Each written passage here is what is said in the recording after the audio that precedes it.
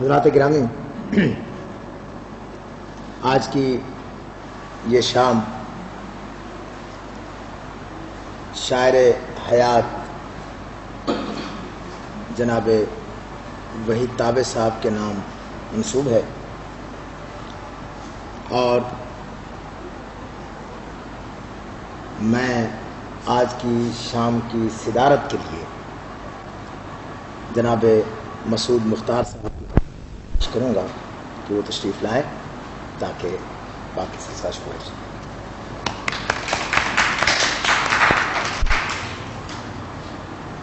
اس کے ساتھ ہی میں آج کی اس تقریب کے مہمان خصوصی جناب وحید تابع صاحب کی خدمت میں گزارش کروں گا کہ وہ تشریف لائیں اور اپنی مسند سنبھالیں۔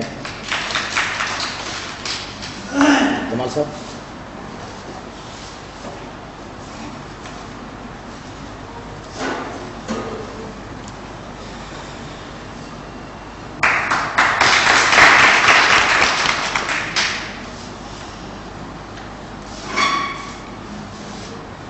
جناب کیسر عباس کی خدمت میں گزارش ہے کہ وہ آئیں اور کلام باری سے آج کی تقریب کا آغاز کریں۔ جناب کیسر عباس صاحب۔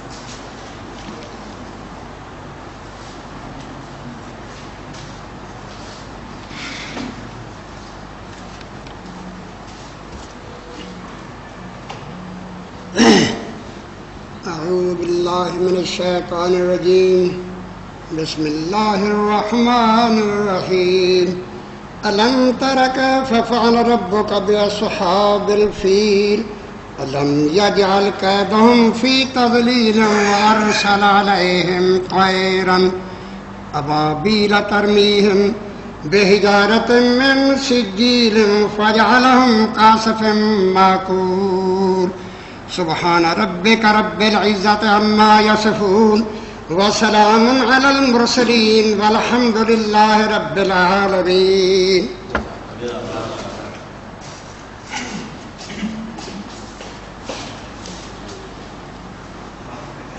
حضرات گرامی، جیسا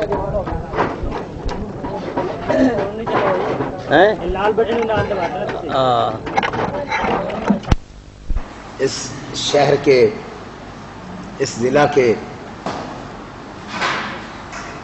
اور اس دھرتی کے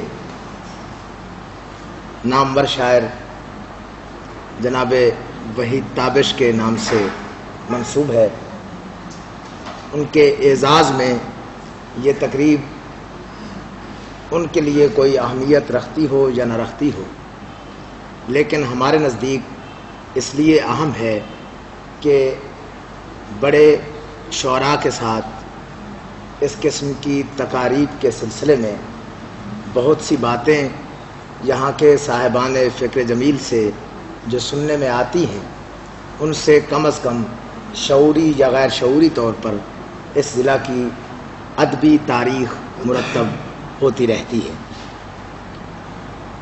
وحید تابع صاحب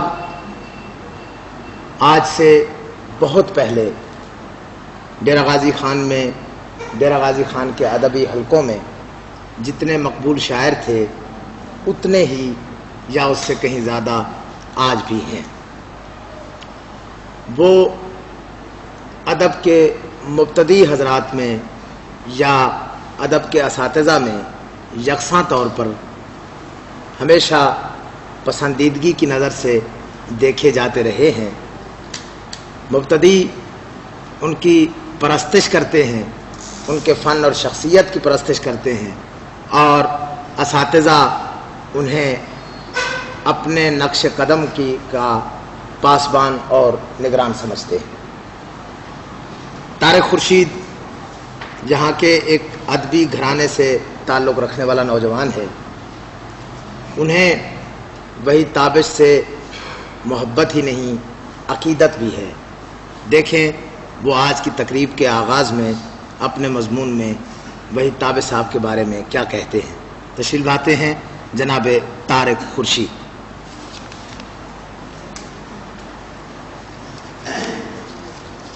جناب صاحب صدر، معزز سامعین، میں لکھنے کے قابل تو نہیں ہوں، لیکن چند سطریں میں نے وحید تابش صاحب کے بارے میں لکھی ہیں.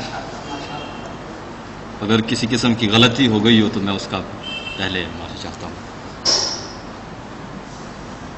تیری آتش احساس ابھی جواں ہے، تیری آتش احساس ابھی جواں ہے، تیرا قلم خون جگر سے تر ہے، تیری تازہ تخلیق ہے ہم گواہ ہیں، گواہ ہیں تیرے احباب سبھی. صاحب صدر وحید تابش میرے بزرگ بھی نہیں، دوست بھی ہیں. تجربہ و اظہار کے جو باریک راستے وحید تابش نے اختیار کیے، ان پر ثابت قدم رہنا بہت کٹھن اور بہت ہی نازک ہے. ان دقتوں کے باوجود جو اپنی راہ سے بہت کم بھٹکتے ہیں، اس راز کا ان کے شعور کی پختگی بھی ہے اور ان کا فنی لطافت احساس بھی. وہ سرمستی اور باریک نگاہی جو ایک صحیح فنکار کے ذہنی اختیارات ہیں، وحید تابش کے شاعرانہ ذہن میں ان کا صحیح امتزاج موجود ہے. جس طرح انہوں نے خود ہی کہا، ملنا کسی کا وہ پسے بادہ کشی نہ پوچھ، ایک چاند جیسے کوہر میں لپٹا دکھائی دے. اور اس کے ساتھ نزاکت اظہار کا ملکہ بھی انہیں حاصل ہے. اسی سبب سے وحید تابش کا یہ شعر ہماری جدید شاعری میں ایک انوکھا، پراسرار اور کسی سے لگاؤ کا دلکش اضافہ ہے. خود بجھا صدیوں کو روشن کر گیا، ایک لمحہ جو بھی تھا جیسا بھی تھا، جو بھی تھا جیسا بھی تھا. یہ انوکھا، پراسرار اور دلکش شعر کہنے والا وحید تابش ہم سب میں پورے وقار اور جلال میں موجود ہے. وحید تابش نے کلاسیکیت اور جدت، ایک بہت متوازن امتزاج سے اپنا دل آویز انفرادی اسلوب پیدا کر لیا ہے. اب تک جو انہوں نے کہا، جو کچھ انہوں نے لکھا اور جو کچھ میں نے یعنی میری نظر سے گزرا، اس کی حیثیت مسلمہ ہے اور جدید شاعری کا کوئی بھی دیانتدار نقاد انہیں نظر انداز نہیں کر سکتا. جیسے انہوں نے خود ایک جگہ کہا، رکے آنسو پسینہ بن کے نکلے، رکے آنسو پسینہ بن کے نکلے، بدن میں سینکڑوں در بن کے، رکے آنسو پسینہ بن کے نکلے، بدن میں سینکڑوں در بن گئے ہیں. جس طرح ان کا کلام بے حد چھپا، رسائل میں، میگزین میں، اخبارات میں لکھتے رہے، ریڈیو اور ٹیلی ویژن میں بھی ان کا ایک خاص مقام ہے. صوفی تبسم مرحوم اور زیڈ بخاری مرحوم جیسے عظیم اساتذہ، جن سے میرا بھی تھوڑا بہت قربت میں بھی ان کے قربت میں تھوڑا بہت رہا ہوں، وحید تابش کی منفرد خصوصیات کی اس طرح داد دی. قبلہ صوفی مرحوم نے امجد اسلام امجد سے، پروفیسر انور مسعود سے، جناب اعظم خورشید سے وحید تابش کے بارے میں بہت کچھ سنا. جب وہ پنڈی، غالباً یہ سن 74 کی بات ہے، موج میلہ ٹیلی ویژن پر پروگرام ہوا کرتا تھا، اس وقت صوفی تبسم مرحوم ہمارے گھر ٹھہرے ہوئے تھے.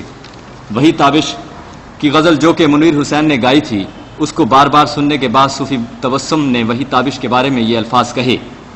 پہلے اس غزل کا ایک شعر سناتا ہوں جو انہیں بہت پسند تھا. تھے میری بربادیوں میں جو برابر کے شریک، تھے میری بربادیوں میں جو برابر کے شریک، میری دل جوئی کو آئے غم گساروں کی طرح. تھے میری بربادیوں میں جو برابر کے شریک، میری دل جوئی کو آئے غم گساروں کی طرح. قبلہ صوفی تبسم نے فرمایا، تمہاری اپنی دھرتی کا، تمہارا اپنا وحید تابش، قدیم رنگ تغزل کا شیدائی ہونے کے باوجود بھی اس نے اپنے دل و دماغ کی کھڑکیاں بند نہیں کی. وہ جیتا جاگتا شعر کہتا ہے، ایک روز آئے گا وحید تابش چاند کی طرح چمکے گا. قبلہ زیڈ بخاری مرحوم جو کہ وحید تابش کی شاعری کو بہت ہی نزدیک سے جانتے تھے، کہا کرتے تھے وہی تابش جو جو آگے بڑھتا رہتا ہے راستے میں دانے بکھیرتا چلا جاتا ہے تاکہ پیچھے آنے والے اس کے پیچھے قطار بنا لیں، راستہ بھول نہ جائیں۔ جب وہ طویل اور کٹھن راستوں سے لوٹ کر واپس آتا تو دیکھتا لوگ بکھرے ہوئے دانوں کو اکٹھا کر کے اس کی جھولی بھر رہے ہوتے۔ ایسے میں وہی تابش تھکن بھول جاتا اور سکون محسوس کرنے لگتا۔ میں نے وہی تابش کو سن 76 سے زیادہ نزدیک سے دیکھا، جانا، پرکھا۔ مجھے یوں لگا جیسے وہی تابش ایک وسیع یعنی ایک مکمل انسان ہے۔ ان کا ایک یہ شعر وسیع تجربے کا حامل ہے، اور ان کے اس شعر میں یہی اپنی تھوڑا سا مقالہ ختم کرتا ہوں۔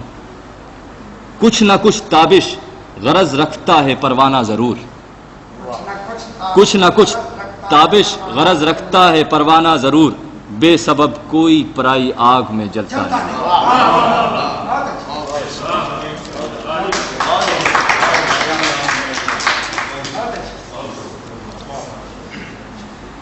طارق خورشید صاحب وحید تابش صاحب کے بارے میں ابھی جو کچھ کہہ رہے تھے وہ ان کی عقیدت، محبت اور بے پناہ انس کا آئینہ دار تھا۔ ریڈیو اور ٹی وی کے ڈیرہ غازی خان سے جانے والے ایک فنکار سید نظر حسین نثار کو آج ہم نے تکلیف دی ہے۔ گزارش کی تھی ان کی خدمت میں کہ تابش صاحب کی کوئی غزل آپ ترنم سے یہاں سنوائیں گے۔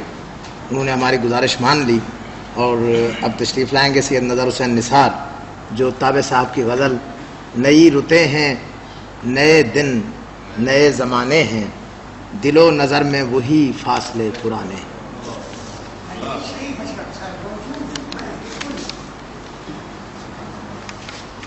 استاد ہاتھ کی تعداد کے لیے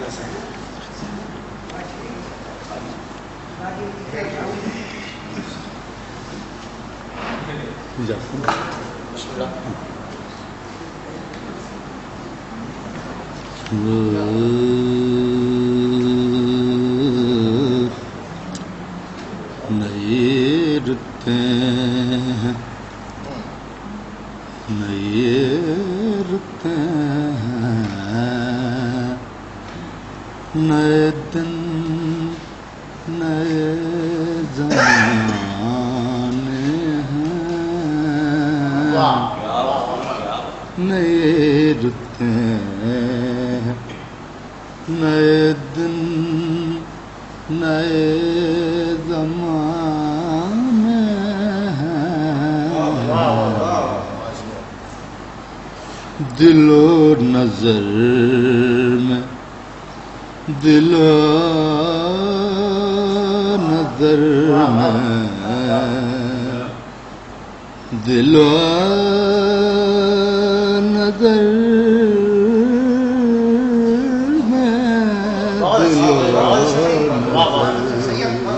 مہربانی۔ دل و نظر میں وہی فاصلے پرانے ہیں، نئے رتیں نئے دن نئے زمانے ہیں۔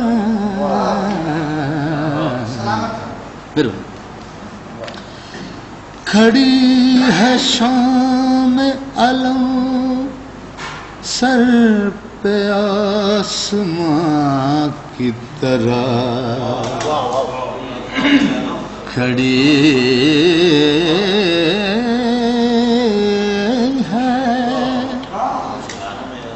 کھڑی ہے شام علم سر پہ آسماں کی طرح،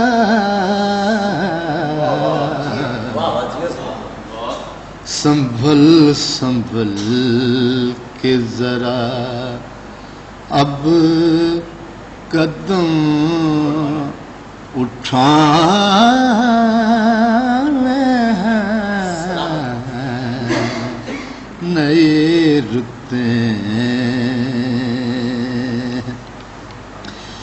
خزاں کے غم میں کرے دل کا خون کیوں آخر خزاں کے خزاں کے میرا یہ مسئلہ تو نہیں ہے کیونکہ سازوں کے بغیر ہمارا گانا جو ہے وہ کچھ عجیب سا لگتا ہے کہ وہ محسن صاحب نے صبح کہا تھا کہ راگ مالکوس میں سے، تو میں وہی تھوڑی سی شکل بنا کے پیش کر رہا ہوں. وہ مجھ سے بن نہیں سکتی، میں سنانے کے قابل بھی نہیں ہوں، اس لیے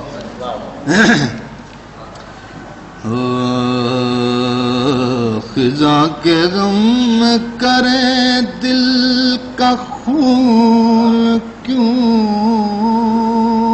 آخر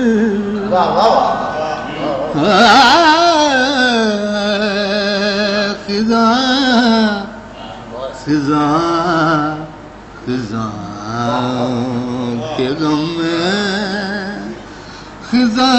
کے غم میں کرے دل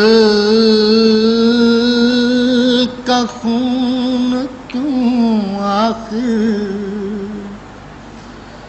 گزر ہی جائے گی موسم تو آنے جانے ہیں، گزر تو جائے گی موسم تیری گلی سے اٹھے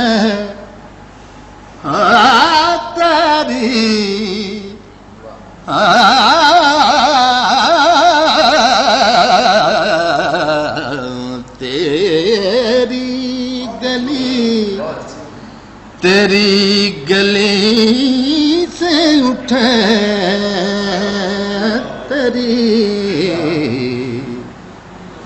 تیری گلی سے اٹھے تو میں تیری گلی سے اٹھے میں قدے میں جا نکلے مسافروں کے لیے سینکڑوں ٹھکانے ہیں، مسافروں کے بالکل تیری گلی سے اٹھے میں قدے میں جا نکلے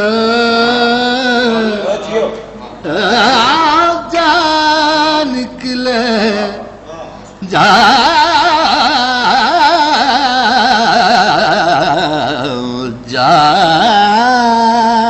نکلے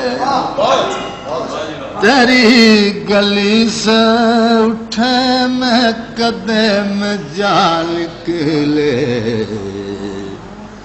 مسافروں کے لیے سینکڑوں ٹھکانے ہیں، مسافروں کے لیے وفا کہاں کی مقتم لازم وفا کہاں کی انا کا سوال ہے تابش وفا کہاں کی وفا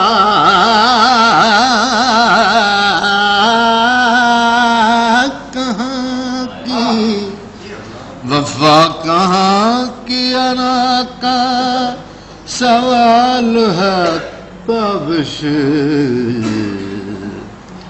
وگرنہ ان سے تو ملنے کے سو بہانے ہیں، وگرنہ ان سے تو ملنے کے سو بہانے ہیں، نہیں رکتے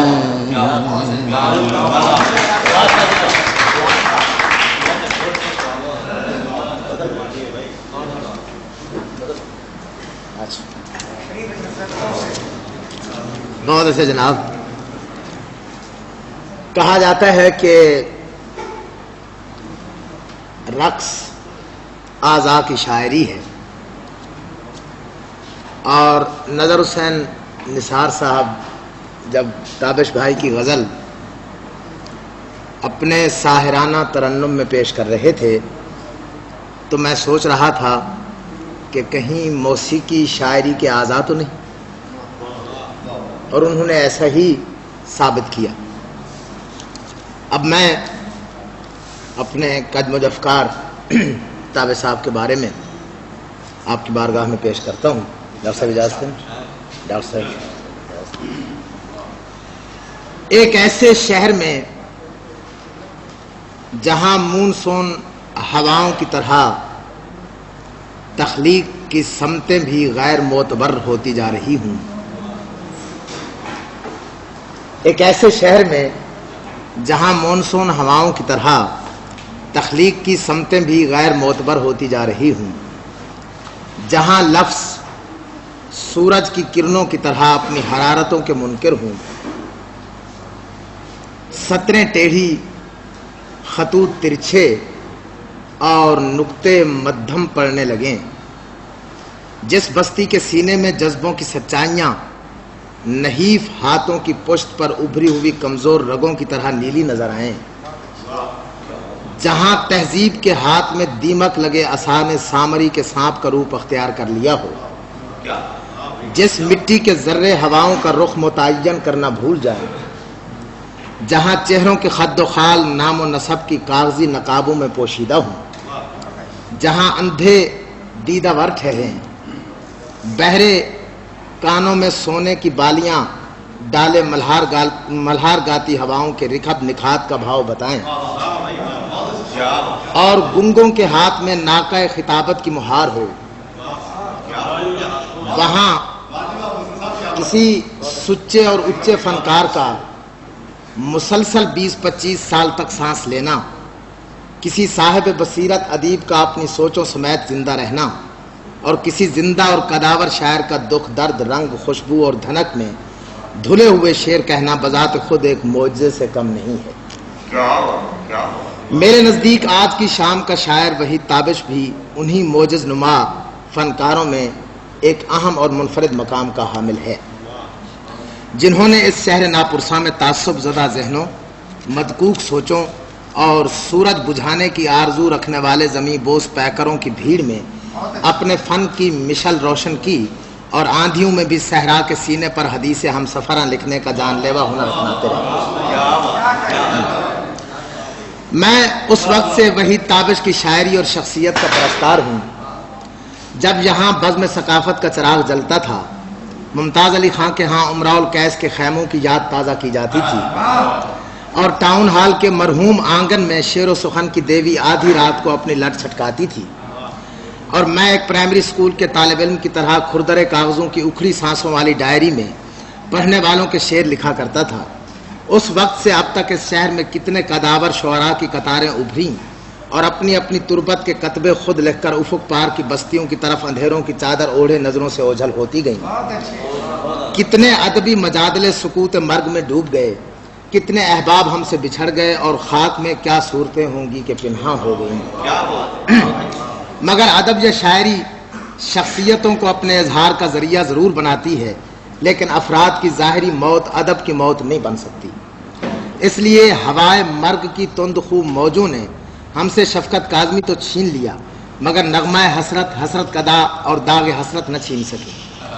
عامل متراوی ہم میں موجود نہیں، مگر منزل الہام تو موجود ہے. عامل متراوی سے یاد آیا کہ اس مرد درویش کے ہاں خاک نشیں انا پرستوں کی محفل میں وحید تابش نام کے ایک نوجوان شاعر کی فکر انگیز شاعری نے اپنی پہچان سے خصوصی معیار تک کے مراحل طے کیے. پھر دیکھتے ہی دیکھتے وحید تابش ہلال سے بدر کا روپ اختیار کر گیا. ندیم جعفری، شفقت کاظمی، عامل متراوی، رفیق خاور جسکانی، ڈاکٹر احمد یار کیسرانی، ڈاکٹر ارشاد نوحی اور آغا اعجاز اکرم مرحوم، سبھی ان کے فن کے معترف اور شاعری کے دلدادہ ٹھہرے. مجھے آج بھی یاد ہے کہ شفقت کاظمی مرحوم نے ایک مرتبہ تابش کی مشہور غزل ہر نئے موڑ پہ ایک زخم نیا دیتے ہیں، دوست کیا خوب وفاؤں کا صلہ دیتے ہیں۔ دہراتے ہوئے کہا تھا کہ اگر وحید تابش اور کچھ بھی نہ کہے تو یہ غزل اسے ہمیشہ زندہ رکھنے کے لیے کافی ہے۔ لیکن اس غزل کے بعد بھی وحید تابش نے غزلیں کہیں اور خوب کہیں، اور آج بھی اس کے کلام میں وہی تازگی، وہی نغمگی اور وہی بانک پن ہے جو شفقت کاظمی کے دور میں تھا۔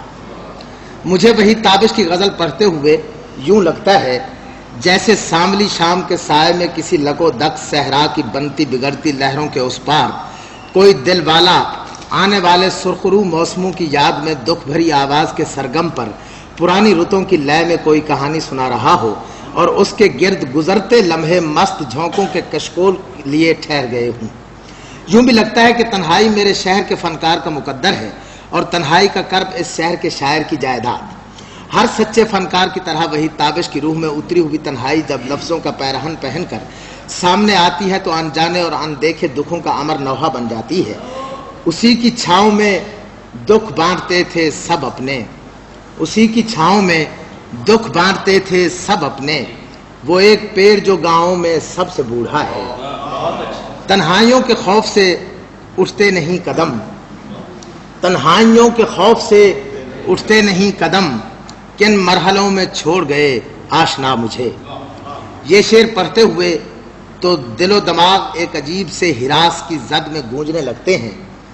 دیکھیں تو مہر و ماہ کے دل بھی لرز اٹھیں، دیکھیں تو مہر و ماہ کے دل بھی لرز اٹھیں، اتنی بلندیوں سے اٹھا کر گرا مجھے۔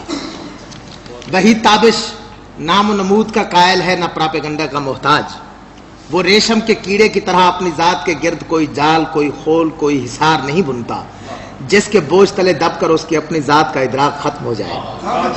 وہ اپنے فن سے مطمئن اور اپنی ذات سے پیار کرنے والا ایک ایسا خاموش اور بے ریا قسم کا فنکار ہے جس نے کبھی بھی جھوٹی، سستی یا وقتی شہرت کے لالچ میں کسی کا حق غصب نہیں کیا۔ وہ جیو اور جینو دو کا قائل ہے اور انسان دوستی اس کا آدرش۔ یہی وجہ ہے کہ وہ جب بھی غزل کہتا ہے انسانی جذبوں سے بھرپور کرب اور ذہنی جراحتوں سے سجا ہوا اندوہ اس کے فن میں ابدی منزلوں کی نشاندہی کرتا ہے۔ میں سمجھتا ہوں کہ ذاتی اناد، بے وجہ تعصب اور فنی حسد کسی فنکار کے فن کو اس طرح کھا جاتے ہیں جیسے آگ سوکھی لکڑی کو بھسم کر دیتی ہے۔ مقام شکر ہے کہ وحید تابش ان بیماریوں سے ہمیشہ ماورا رہا ہے، اور شاید اسی لیے اس کا فن زندہ اور قامت سلامت ہے، ورنہ ہجوم یارہ میں کتنے فنکار ذاتی بغض و اناد اور فنی حسد کی آگ میں سوکھی لکڑیوں کی طرح بھسم ہوئے ہیں۔ وحید تابش کے ہاں ایک اور خوبی یہ بھی ہے کہ وہ روایت اور جدت دونوں سے یکساں محبت کرتا ہے اور دونوں کی ترجمانی کا یکساں حق ادا کرنے کی عبادت میں مصروف ہے۔ اس نے جدت کے جنون میں نہ تو اپنی پہچان کے نقوش کھرچنے کا جرم کیا ہے اور نہ ہی روایت کی پرستش میں شرک کی حد تک مبتلا ہوا ہے۔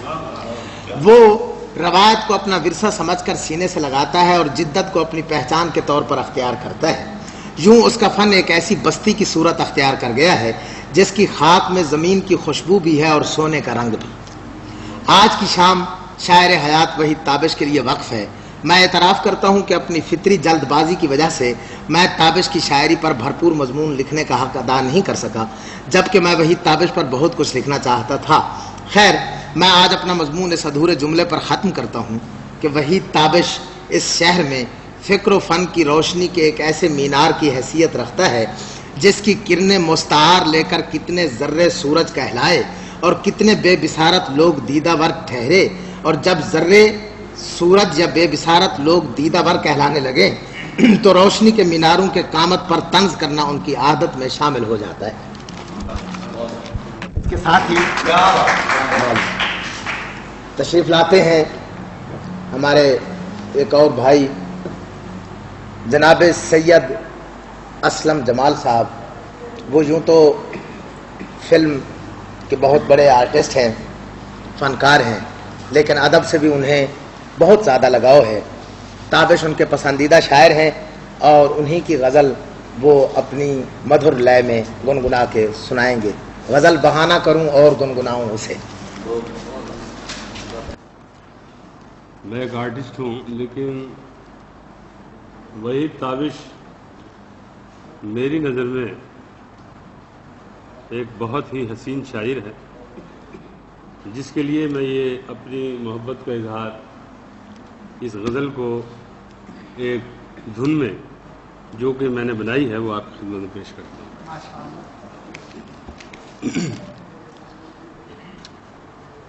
بستی بستی ہم گھومے ہیں، بستی بستی ہم گھومے ہیں، دن اور رات کھنگالے لو، اکثر من کے کالے نکلے، اکثر من کے کالے نکلے، صورت کے اجیالے لو، بستی بستی ہم گھومے ہیں، دن اور رات کھنگالے لو، جب جائے تو ساری خوشیاں ساتھ اپنے لے جاتے ہیں، جب جائے تو ساری خوشیاں ساتھ اپنے لے جاتے ہیں، صدیوں کے غم دے جاتے ہیں، صدیوں کے غم دے جاتے ہیں، دور سے آنے والے لوگ، بستی بستی ہم گھومے ہیں، دن اور رات کھنگالے لو، اب تک کوئی اب تک گزرے لمحوں کی دھول جمی ہے پلکوں پر، اب تک گزرے لمحوں کی دھول جمی ہے پلکوں پر، کیا جانے کس دیس بسے ہیں چھوڑ کے جانے والے لوگ، بستی بستی ہم گھومے ہیں، دن اور رات کھنگالے لو، پروانے کی صورت جلنا کوئی انوکھی بات نہیں، پروانے کی صورت جلنا کوئی انوکھی بات نہیں، جل جاتے ہیں اشکوں کی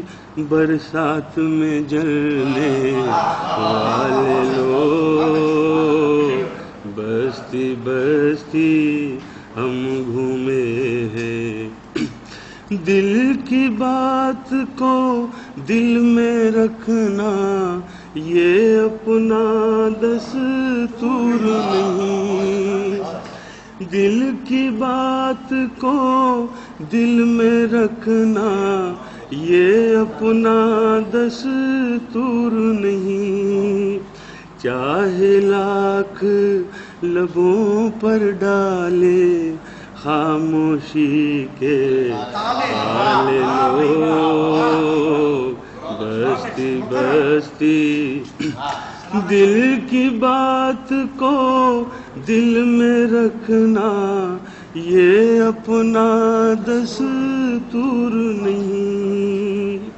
چاہے لاکھ لبوں پر ڈالے خاموشی کے تالے لو، بستی بستی ہم گھومے ہیں، دن اور رات کھنگالے لو، جانے کب کی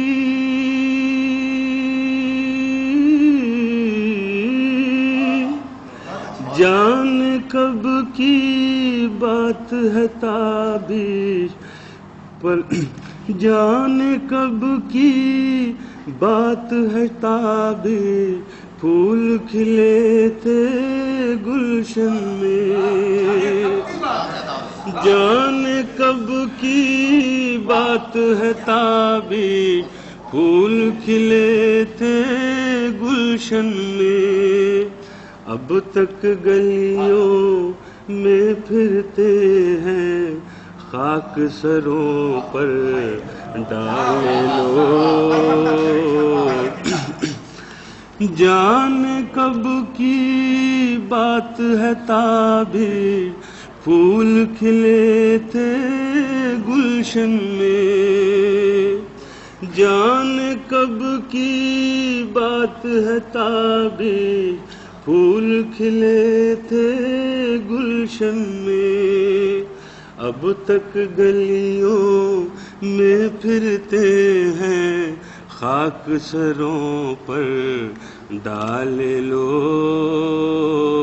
بستی بستی ہم گھومے ہیں دن و رات کھنگالے لو۔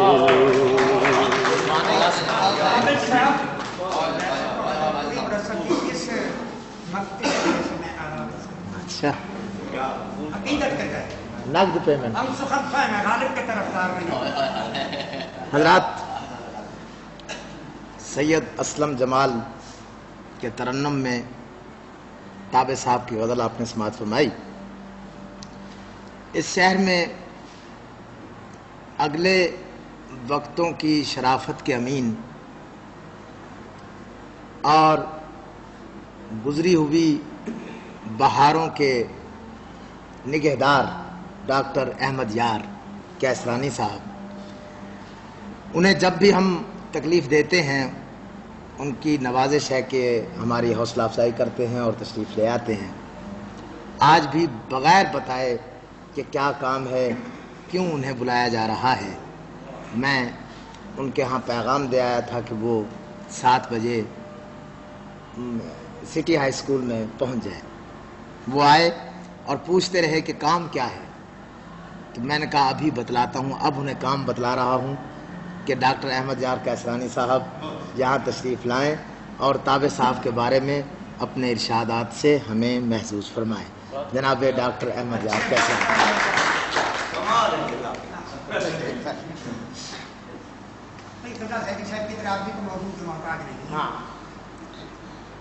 میرے دوستوں اور عزیزوں،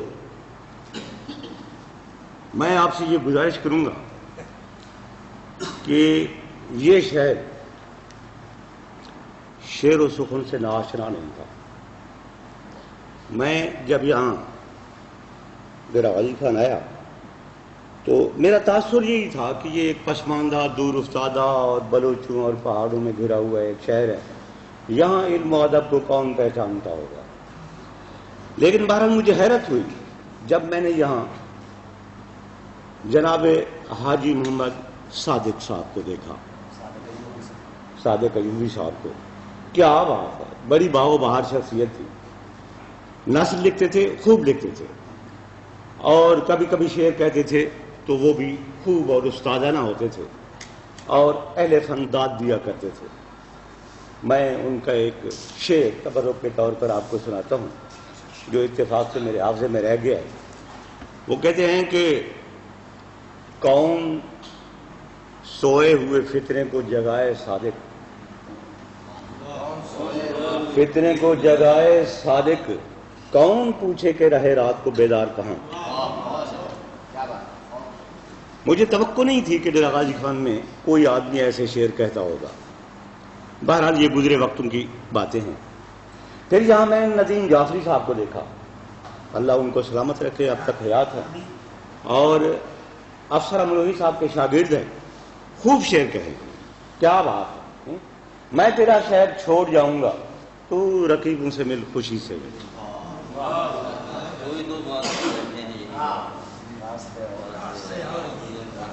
ان کے ساتھ ہی میں جناب شفقت قادمی پر ہوں جو میرے قریب ترین عزیز، اور میں سمجھتا ہوں کہ میں نے زندگی میں ان جیسے عظیم آدمی بہت کم دیکھتے ہیں، ان کا تذکرہ کروں گا۔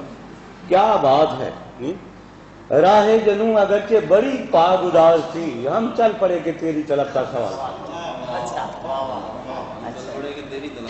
ہم چل پڑے کہ تیری طلب کا سوال تھا. ان 3 حضرات کے علاوہ جناب شاد عظیم آبادی کی ایک غزل ہے، اس کے کچھ اشعار اس طرح ہیں کہ اظہار شکر کر نہ سکا میں جو ساقیا، اظہار شکر کر نہ سکا میں جو ساقیا، ساغر کے ساتھ ساتھ سراہی بھی ہٹ گئی. ساغر کے ساتھ ساتھ سراہی بھی ہٹ گئی، ہم تو نہیں کسی کی فصاحت کے معترف، ہم تو نہیں کسی کی فصاحت کے معترف، پیاری تھی وہ زبان جو تیرا نام رکھ گئی، پیاری تھی وہ زبان. اور شعر سنیے کیا خوب کہا ہے شاد نے کہ غنچوں کے مسکرانے پہ کہتے ہیں ہنس کے پھول، غنچوں کے مسکرانے پہ کہتے ہیں ہنس کے پھول، اپنا کرو خیال ہماری تو کٹ گئی. غنچوں کے مسکرانے پہ کہتے ہیں ہنس کے پھول، اپنا کرو خیال ہماری تو کٹ گئی. اور میں آپ کو بتاؤں کہ یہ اشعار مجھے کس لیے یاد ہے. اسی زمین میں ایک شعر ہے کہ وقت وداع دوست نہ آنی تھی موت اگر، نہ آنی تھی موت اگر، ٹوٹا نہ آسمان زمین کیوں نہ پھٹ گئی. یہ شعر جناب کیفی جام پوری کا ہے جو اسی سرزمین سے تعلق رکھتا ہے. یہ ایک سلسلہ تھا، اسی سلسلے میں یہ سب کچھ. اور پھر یہ ہوا کہ پارٹیشن ہو گئی اور جو یہاں کے قدیم حضرات تھے ہندو وہ چلے گئے اور ان کی جگہ مہاجر حضرات ہمارے بھائی یہاں آ گئے، تو انہوں نے کچھ تحفے ہمیں دیے. اور مجھ سے بڑی زیادتی ہوگی اگر ان تحائف میں میں آغا شیر احمد خان خاموش اور جناب اعجاز اکرم کا ذکر نہ کروں. دونوں بھائی خوب تھے، ایک میں اگلی شرافتوں کے سے نمونہ، بڑے فاضل پڑھے لکھے اور صاحب درد، اور دوسرے بڑے ہی جوان جذبات کے جوان شاعر. خدا انہیں کرور کرور جنت نصیب کرے دونوں کو. کیا بات ہے، انہوں نے اس شہر میں ایک نئی زندگی پیدا کی، ہمیں نئے زاویے بتائے. اعجاز اکرم مرحوم، جناب ساحر لدھیانوی اور جناب حمید اختر اور اس طرح کے باقی جو ہندوستان میں نئے خیالات کی ترجمانی کرنے والے شعراء حضرات تھے انہی سے تعلق رکھتے تھے، اور ان کی یاد انہوں نے یہاں ڈیرہ غازی خان میں تازہ کر دی. جی بہت کچھ دیا انہوں نے ڈیرہ غازی خان کو، اور ان کی یاد جو لوگ انہیں جانتے ہیں کبھی نہیں بھول سکیں گے. ان 2 بھائیوں کے بعد پھر اتفاق سے 2 بھائی سامنے آتے ہیں، جناب مجید تمنا اور جناب وحید تابش. وہ بھی بھائی اور یہ بھی بھائی. کیا بات ہے، دونوں نے احسان کیا ہے کہ ڈیرہ غازی خان کو اپنی رہائش کے لیے منتخب کیا ہے.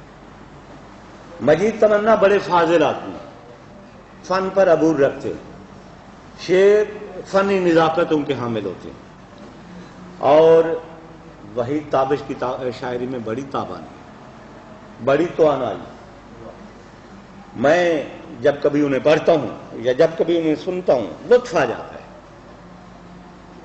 میں بہرحال مجھے یہ بات کہنے سے تحمل نہیں ہے کہ میں من دانم فاعلات میں مرحلوں سے کبھی نہیں گزرا، لیکن اس کے باوجود میں سمجھتا ہوں کہ جس حد تک وحید تابش کا فن کا اور فن کے ساتھ ساتھ جذبات اور احساسات کا ساتھ دے رہے ہیں، یہ انہی کا حصہ ہے. اور مجھے اب یہ کہنے میں قطعاً کوئی باک نہیں ہے کہ ویسے تو بے شمار لوگ ہیں جو شاعری کرتے ہیں، شاعر ہیں یا شاعری کرتے ہیں، تاہم سر فہرست اللہ ان کو دیر تک سلامت رکھے جناب وحید تابش اور جناب محسن نقوی. خدا دونوں کو عمر دراز عطا فرمائے.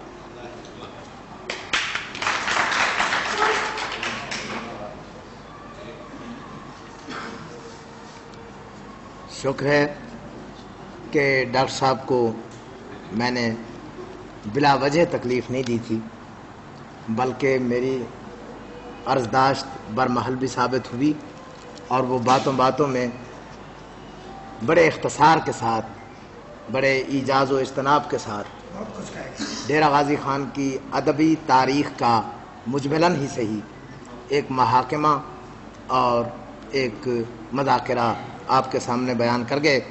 انہوں نے گئے وقتوں کی باتیں بھی کی، آنے والے موسموں کی خوشخبری بھی دی، اور یہ انہی کا حصہ ہے کہ وہ ریزہ حرف سے کہانی تراشتے ہیں اور کہانی سے افسانے ہمارے ذہنوں میں محفوظ کر جاتے ہیں۔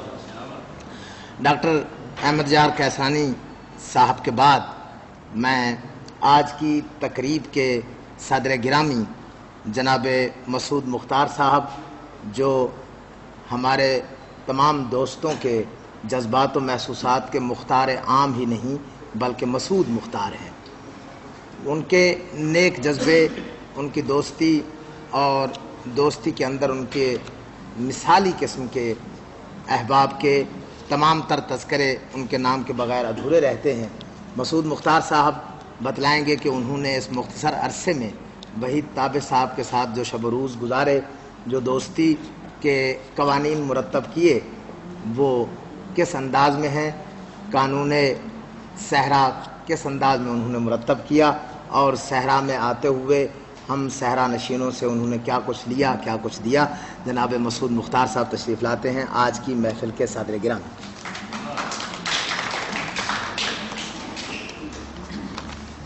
معزز سامعین، میں جناب ڈاکٹر صاحب کا، جناب محسن حیات صاحب اور طارق خورشید صاحب نے جو کچھ بیان کیا ہے، محسن نقوی صاحب نے، وہ اتنا وقیع ہے، اور ان کی رائے جو ہے وہ اس کے بعد میں تو کوئی رائے جو ہے وہ دینے کی پوزیشن میں نہیں ہوں۔ میں چند اپنے ٹوٹے پھوٹے خیالات ہیں وہ آپ کی خدمت میں پیش کرتا ہوں۔ سنا ہے کہ ایک وقت ایسا بھی گزرا ہے جب لوگ شاعروں کے پیچھے بھاگتے تھے، اور اب شاعر لوگوں کے پیچھے بھاگتا ہے۔ سامعین نہیں ملتے تو اپنی شام خود منا ڈالتا ہے۔ لوگ کہتے ہیں کہ شہرت کی بیساکھیاں پکڑنے سے انسان عظیم نہیں بن سکتا۔ اونچی ایڑی کے جوتے آپ کے قد کو اونچا نہیں کرتے، بلکہ آپ کے احساس کمتری میں اضافہ کرتے ہیں۔ لیکن یہ ناقدری دو طرفہ ہے۔ زمانے کی اقدار اس طرح بدل گئی ہیں کہ گلاب کے پھول کا خیال آتے ہی لوگوں کو محبوبہ کی بجائے گلقند یاد آ جاتی ہے۔ آخر ایسا کیوں؟ اس کی بھی کچھ وجوہات ہیں۔ جب شاعر اپنے ماحول سے کٹ جاتا ہے اور حقیقتوں سے فرار حاصل کرتا ہے تو پھر وہ طنز اور مذاق کا نشانہ بن جاتا ہے۔ اپنی ذات کے گملے میں اگنے والے پھول کی خوشبو بدن کی چار دیواری تک محدود رہتی ہے۔ شاعری دراصل نہ صلے کی تمنا ہے، نہ ستائش کی پرواہ، یہ تو احساس کی دولت کے استعمال کا دوسرا نام ہے۔ محبت اور ہمدردی کے الاؤ کو اپنے اندر روشن کرنے کا کام ہے۔ جب شاعر کسی بیرونی دباؤ یا لالچ کے تحت لکھتا ہے تو اس کا فن مرجھا جاتا ہے۔ شاعری تو جزو پیغمبری ہے، دیدہ بینا ہے، نور۔ حضرات گرامی، محفل ہمیشہ صاحب صدر کے ساتھ ہی اختتام پذیر ہوا کرتی ہے، لیکن شام جہاں کہیں ہو، وہ اگر خوبصورت ہو تو رات کی زلفیں دراز ہوتی چلی جاتی ہیں اور شام کی کہانی طویل سے طویل تر ہوتی جاتی ہے، جس میں کسی قسم کے آداب کبھی کبھی کوئی حیثیت نہیں بھی رکھتے۔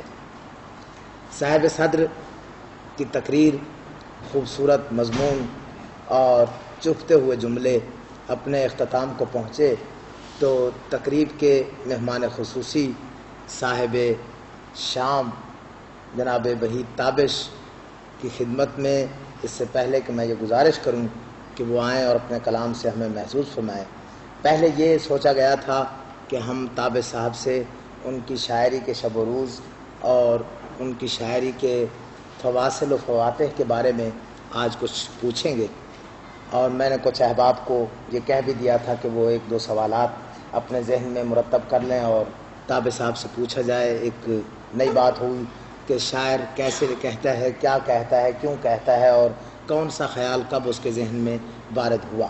لیکن بعد میں میں نے سوچا کہ الہام کے لیے آج تک نہ تو کوئی پیمانہ طے ہوا ہے اور نہ ہی کوئی وقت متعین ہو سکا ہے. اس لیے یہ پوچھنا کہ کب شعر کہتے ہیں، کیوں شعر کہتے ہیں، یہ ایک ایسا سوال ہے جیسے کوئی پھول سے پوچھے کہ خوشبو کب آتی ہے، جیسے کوئی رات سے پوچھے کہ شبنم کب نازل ہوتی ہے، جیسے کوئی جھرنوں سے پوچھے کہ تمہارے بہاؤ کا وقت کون سا ہے. اس لیے یہ ساری باتیں کچھ بے معنی سی لگتی ہیں.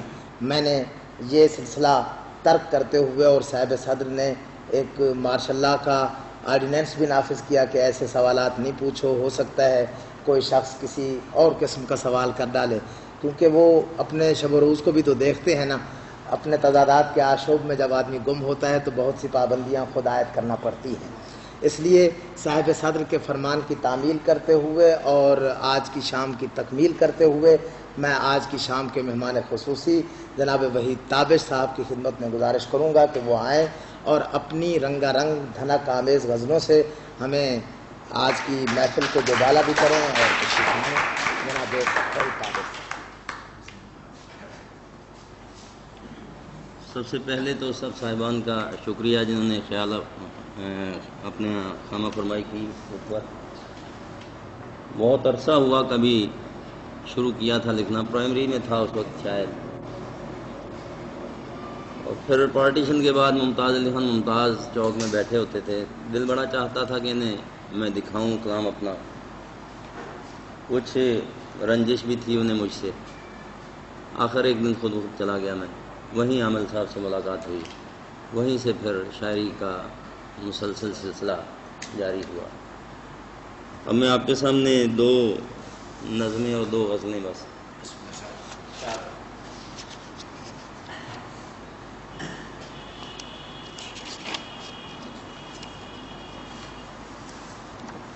نظم ہے باز گشت.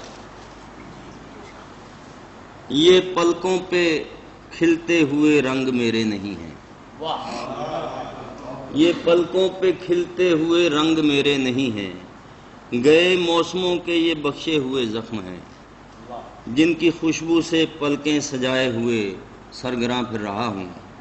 میرا کیا ہے، میں تو پہاڑوں کے اندر بھٹکتی ہوئی ایک صدا ہوں، بدن سے الگ دائروں میں تعاقب میں اپنے لپکتی ہوئی گونج ہوں، قافلے سے سرے شام بچھڑی ہوئی گونج ہوں.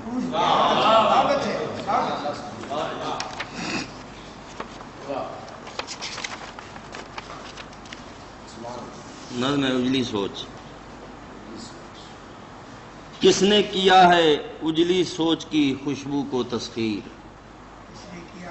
اجلی سوچ کی خوشبو کو تسخیر، اور کب مٹتی ہے اس کے ہاتھوں دل پہ لکھی تحریر، اور کب ٹھہری ہے اجلی سوچ کے پاؤں میں زنجیر، اور کھلی فضا میں کھینچ کے لائی آدم کی تکثیر. زہر پیا سقراط نے رکھا اجلی سوچ کا مان، اس کی خاطر جان حسن ناصر نے کی قربان. رام نے اجلی سوچ سمیں بنواس کیا منظور، اور اجلی سوچ کا دامن تھامے دار چڑھا منصور. موسیٰ اجلی سوچ کے ناطے چل کر پہنچا طور، اور اجلی سوچ کو زندہ کر گیا سرمد کا منشور. اور تعزیریں کب روک سکی ہیں اجلی سوچ کی راہیں، کیسے مقتل کیسے زندہ کیسی قاتل باہیں.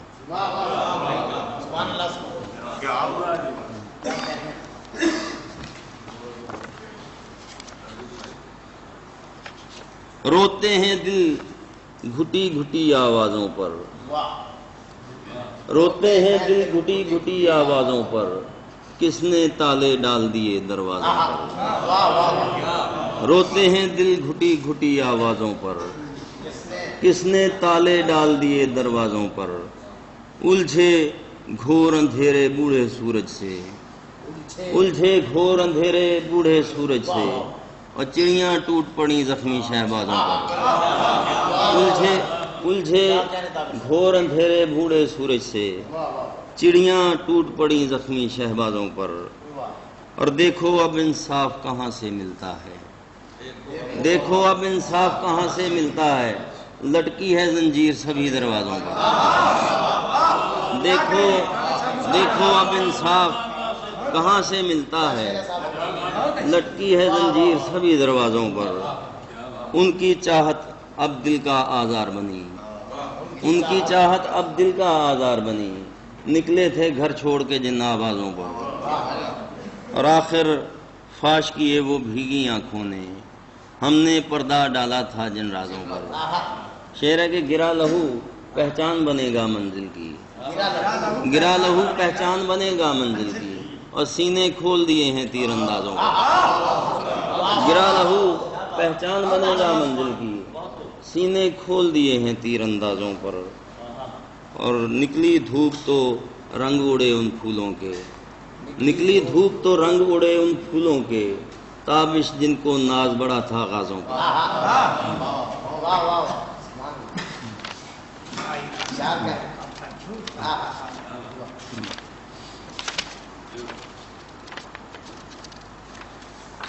شور تھا جن کی انا کا بھرے درباروں میں، آج شامل ہے وہی حاشیہ برداروں میں۔ شور تھا جن کی انا کا بھرے درباروں میں، آج شامل ہے وہی حاشیہ برداروں میں۔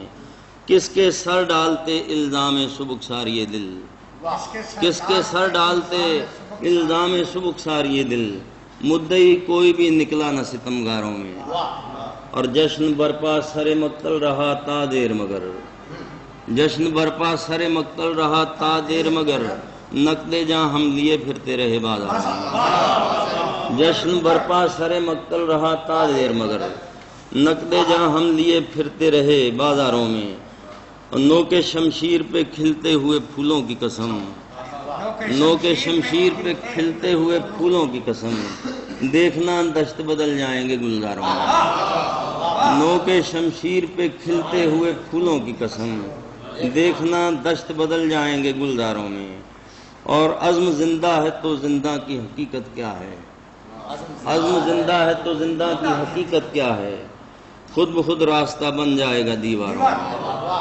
عزم زندہ ہے تو زندہ کی حقیقت کیا ہے، خود بخود راستہ بن جائے گا دیواروں میں، اور امن کے نام پہ لوٹے گئے خوشبو سے نگر، اور نام پہ لوٹے گئے خوشبو سے نگر، اور پھول سے جسم پروئے گئے تلواروں میں۔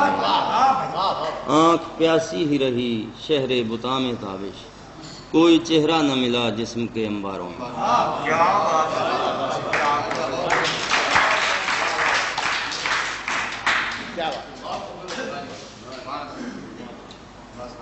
صاحبو، اس کے ساتھ ہی آج کی یہ